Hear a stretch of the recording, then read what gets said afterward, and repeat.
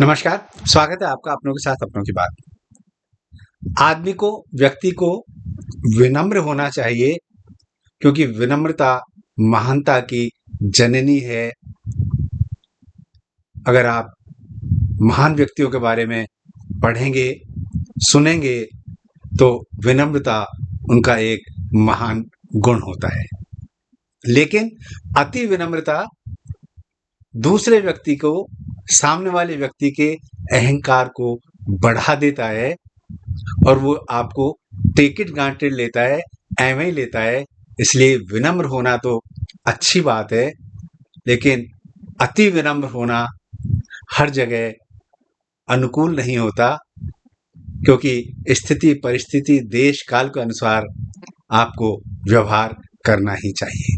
सामना किससे है, कौन व्यक्ति है, उससे उसी के अनुरूप विनम्रता के साथ पेश आना चाहिए, क्योंकि जो अहंकारी है वो आपकी विनम्रता को आपकी कमजोरी समझता है। भगवान श्री राम जब लंका विजय के लिए समुद्र के समीप पहुंचे और 7 योजन के समुद्र को पार करने के बारे में जब उन्होंने मंत्रणा की, विचार की, तो उनके सलाहकारों ने, सचिवों ने अलग अलग सलाहें पेश की।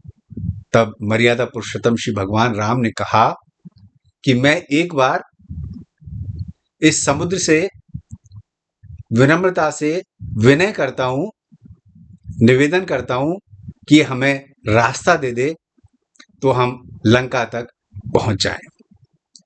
और भगवान श्री राम समुद्र के किनारे गए और बैठकर समुद्र से विनय की कि समुद्र, हमें आप रास्ता दे दें तो हम हमारे मिशन के लिए, लंका विजय के लिए आसानी से पहुंच सकें। लेकिन जब भगवान श्री राम ने विनय की तो समुद्र को अहंकार आ गया।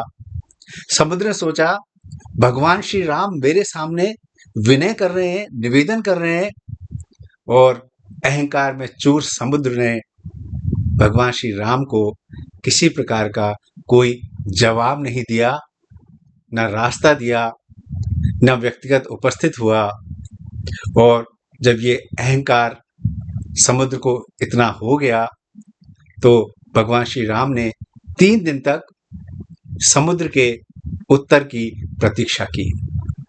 3 दिन के बाद भगवान श्री राम ने सोचा, ये समुद्र रास्ता नहीं देता, इसको अहंकार हो गया है।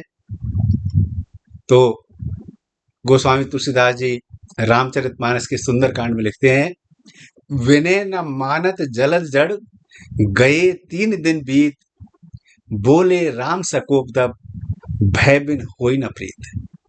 बिना भय के, बिना डर के सामने वाला आपसे किसी प्रकार की, आपको ना सम्मान देता है, आपके अच्छे व्यवहार की अहंकारी लोग, ध्वस्त स्वभाव के लोग कद्र नहीं करते। भगवान श्री राम चाहते तो समुद्र को एक बाण से सुखा सकते थे, लेकिन भगवान श्री राम ने मर्यादा का परिचय देते हुए विनम्रता के साथ पहले विनय का रास्ता सुना। और यह हमारे जीवन में भी लागू है। जब कोई विनम्रता से ना माने तो फिर भगवान श्री राम ने अग्निबाण का संधान किया, और जैसे अग्निबाण का संधान किया, समुद्र में उथल पुथल मच गई। जो जीव जंतु थे वो व्याकुल हो गए और समुद्र डर कर, घबरा कर बाहर आया और करबद्ध निवेदन करके साथ में बहुत सारे रत्न आभूषण लेके आया। भगवान श्री राम की अर्चना, वंदन की, करबद्ध निवेदन किया, भगवान श्री राम मुझसे गलती हो गई, मैंने आपकी विनम्रता को, अहंकार मेरे ऊपर सवार था, मैं पहचान ना सका।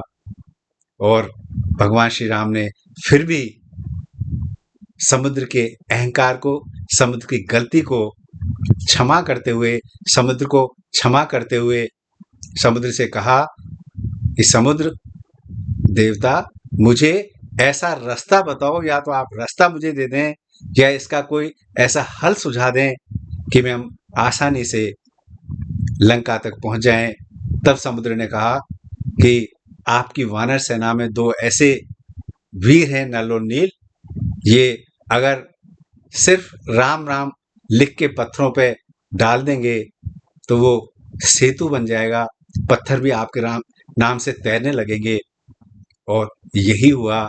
साथ ही दूसरा पहलू तुलसीदास जी रामचरितमानस में सुंदरकांड में फिर लिखते हैं कि जिस प्रकार केले का फल, केले का वृक्ष बिना काटे फल नहीं देता, उसी प्रकार दुष्ट स्वभाव का व्यक्ति भी विनम्रता को नहीं पहचानता, उसको तो डांट डपट ही सुहाती है।